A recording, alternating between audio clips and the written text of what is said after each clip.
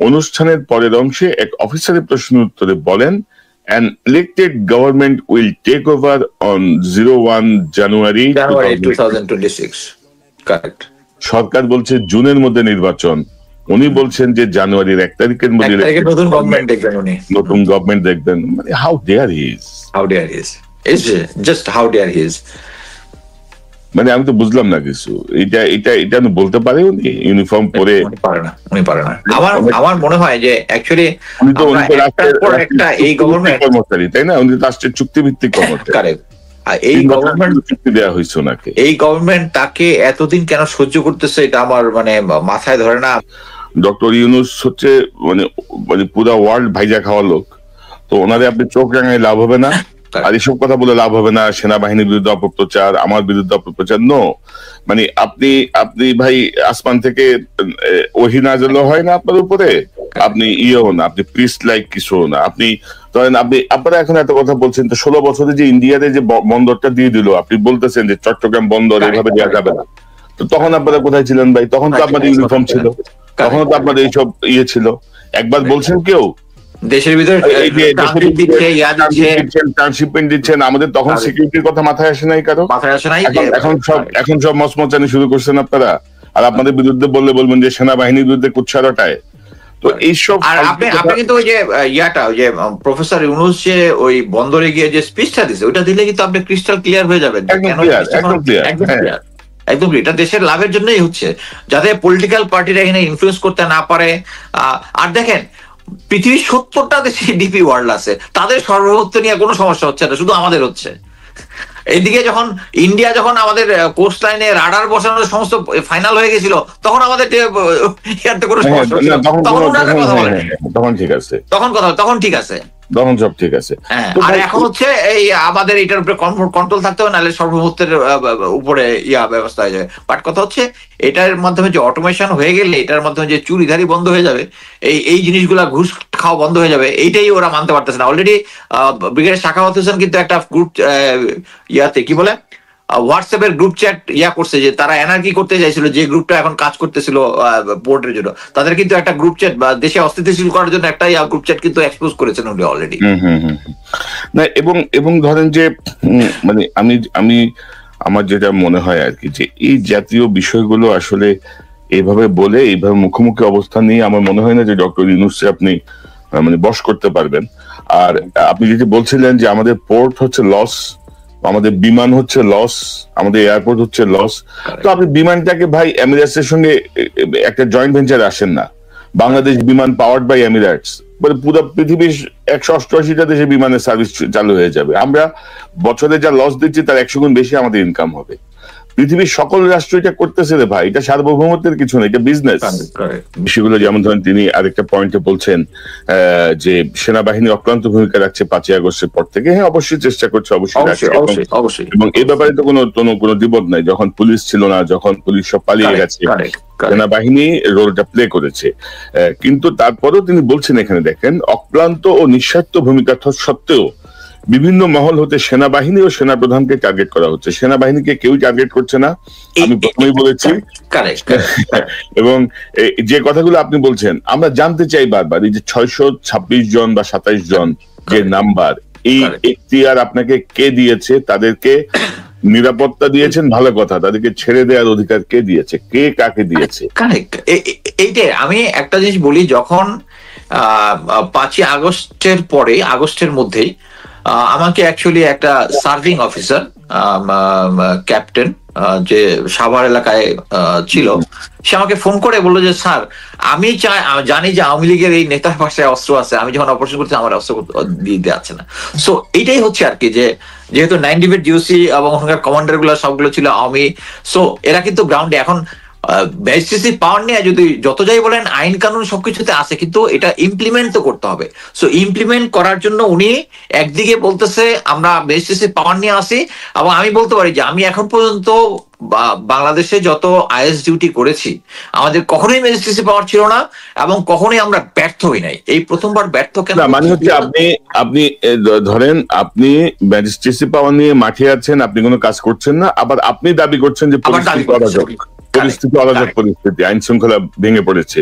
আমি কেন বলতেছি যে জুনিয়র অফিসাররা উনি যদি এখন এই যে এখন যে মানে তার মাসল ফ্লেক্স করলো সরকারের সামনে যে শেষ অব্দি দায়িত্ব, বাট এইটা বলতে পারি যে জুনিয়র অফিসাররা এই যে আমরা এতক্ষণ যেটা বললাম যে তাদেরকে অপারেশন করতে যাচ্ছেন, they know the exact thing. So উনি অ্যাকচুয়ালি সরকারকে ভয় দেখাচ্ছে এই কথাগুলো বলে, এবং ওখানে কোশ্চেন আনসার সেশনে যেগুলো সেট করেছে ওটা উনার সেট করা যায়, বাট অন গ্রাউন্ডে তার এই পাওয়ারটা নাই, কারণ আর্মি তার পিছনে নাই। এখানে উনি বারবার সেনাবাহিনী এবং সেনাপ্রধানকে বলার চেষ্টা করতেছে যে আমরা সেনাবাহিনী এগেনস্টে, আমরা কখনোই সেনা প্রধানের এগেনস্টে বলেছি, বিকজ অফ এই এতক্ষণ যে বললাম যে উনি আওয়ামী লীগকে পুনরুদ্ধার করতে চাচ্ছেন, নিষিদ্ধ করতে মানা করেছে। উনি তো সিরিজ, এটা তো না যে একটা বিচ্ছিন্ন ঘটনা বলার সুযোগ নেই, একটার পর একটা একটার পর একটা একটার পর একটা। এখানে আমরা শুধু বলতেছি সেনাবাহিনীর এগেনস্টে আমরা কোনো কিছু করতেছি না।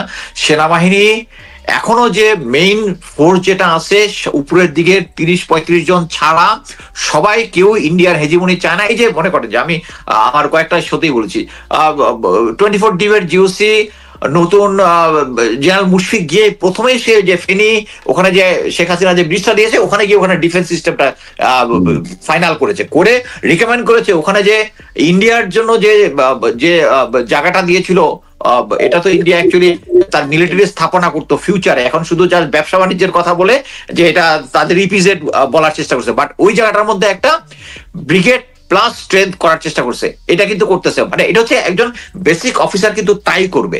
হ্যাঁ, বাংলাদেশ আর্মির অফিসাররা এইরকমই এবং দে আর ডেডিকেটেড, বাট ফিউ সিনিয়র যারা আছে, এবং দেখেন এত কিছু করার পরেও যে সমস্ত জেনারেল গুলাকে নিষেধাজ্ঞা দেওয়া হয়েছিল, যে যাদের উপরে পাসপোর্ট সিজ করা ছিল, এদেরকে সবাইকে পালিয়ে যেতে দিচ্ছে, এরপরেও লোকজন কিছু বুদ্ধিজীবী আছে, এটা মানে কি বলবো, এদেরকে মানে অনলাইনে মুখ খারাপ করতে ইচ্ছা হয় কিন্তু করতে পারি না।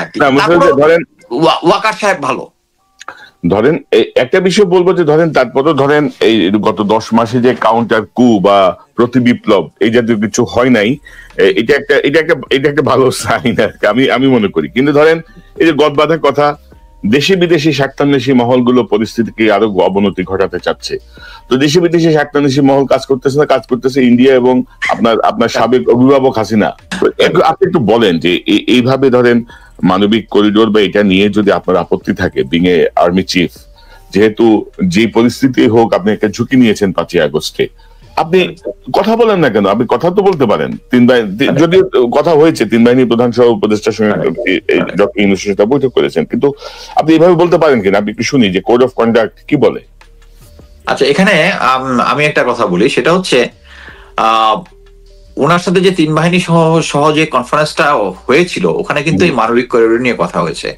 ওখানে সেনাপ্রধান বলেছেন যে এই মানবিক করিডোর দেওয়াটা নিয়ে উচিত হচ্ছে আমাদের যারা স্টেক হোল্ডার তাদের সাথে একটা কনফারেন্স করা, হোয়ার ইজ হিজ রাইট। আমি মনে করি সরকারের এই করিডোর দেওয়ার ব্যাপারে আমাদের পাশের দেশের মুসলিম ভাই গাজার জন্য সলিডারিটি করে আমরা ভাষায় দিতেছি, বাট আমাদের পাশের দেশের মধ্যে মুসলমানদের অত্যাচার হচ্ছে এই জানিয়া আমরা জাস্ট আর রোহিঙ্গা নিব না, এতগুলো রোহিঙ্গা নিছে। এটা বুঝতে হবে যে আগে প্রতিটা রোহিঙ্গার জন্য আমাদেরকে জাতিসংঘ দিত $5,000 করে, এখন দেয় $500 করে দেয়। সো এটা ফিউচারে এটা আমাদের কাছে একটা বার্ডেন হবে, এবং এইটার জন্য আমি যদি মনে করি যে আমাদের যদি ভারতের সাথে সম্পর্ক খারাপের রিস্ক থাকে, চায়নার সাথে যদি রিস্ক থাকে, স্টিল আমাদের প্রেশার দেওয়া উচিত। কি জন্য? আমাদেরকে চায়না বলতে হবে যে তাই নাহলে তুমি আমার এই রোহিঙ্গা নেওয়ার ব্যবস্থা করো, আমি এটার মধ্যে ইনভলভই হবো না।